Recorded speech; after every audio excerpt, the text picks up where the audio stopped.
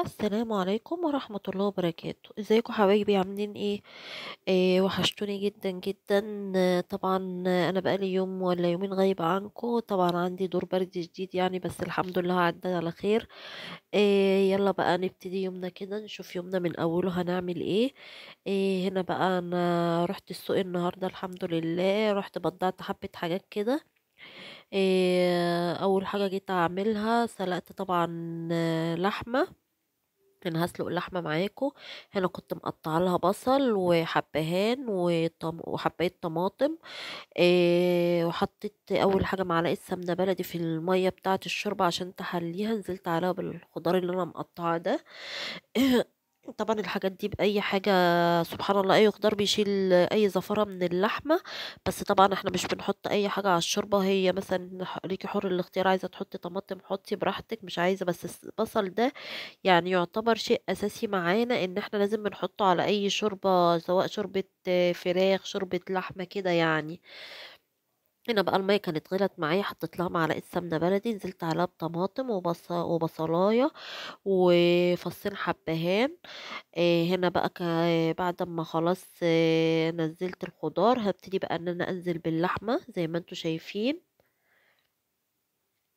طبعا انا بنزل يعني بحط واحدة واحدة قطعة قطعة، لان طبعا انا بصور فما ينفعش ان انا احط كله بايدي مرة واحدة، عشان المية طبعا مغلية ما تبهدلش ولا تحرقني وكده. زي ما انتوا شايفين كل الناس تاخد يعني حذرها ووعيها، اما تيجي تحط في مية مغلية لحوم دواجن لازم تحط الحاجة بالراحة واحدة واحدة، لان المية المغلية دي ربنا يسترها بتبقى خطر برضك.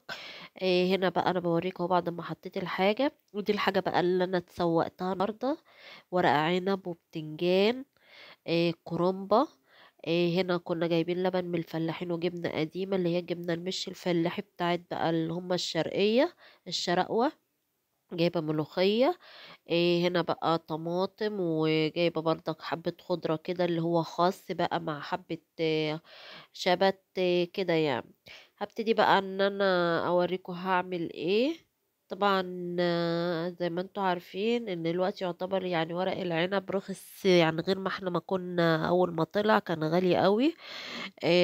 وكان غالي في رمضان بصراحة، بس دلوقتي هو سعره نزل حب. هنا بقى دخلت عشان نحضر الفطار، انا اول ما صحيت بصراحة رحت السوق فما كنتش لسه فطرت. هنا بقى غسلت الخس اللي انا جايباه اهو.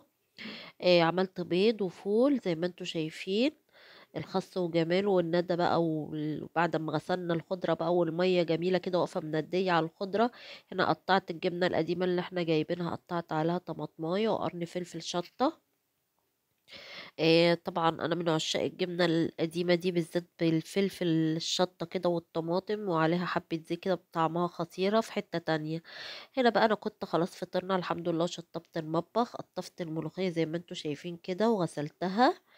لازم باغسلها غسلة نضيفة طبعًا، لإن بيبقى فيها رمل تحت مترسب كده في طبق الغسيل، فباستنى لمّا أفضل أغسل مرة و2 و3 لغاية طبعًا ما الرملة دي تنتهي معايا خالص. هنا بقى قُلنا هنعمل حبة رز. طبعًا كلنا عارفين طريقة الرز، اللي هو بنشوح حبة، بنحط مادة دهنية ننزل عليها بشعرية، نحمّرها حلو كده، ونقوم حاطين الرز فيه مشوحينه وحاطين عليه العقد بتاعه اللي هو المَيّة يعني. هنا بقى كان الرز خلاص معايا استوى زي ما أنتم شايفين، واللحمة والشوربة. وخلاص بقى هنحط الأكل وكده، وهنا بقى خرّطنا الملوخية وهننزل بقى على الشوربة بيها. واتفضلوا معانا، والسلام عليكم ورحمة الله وبركاته.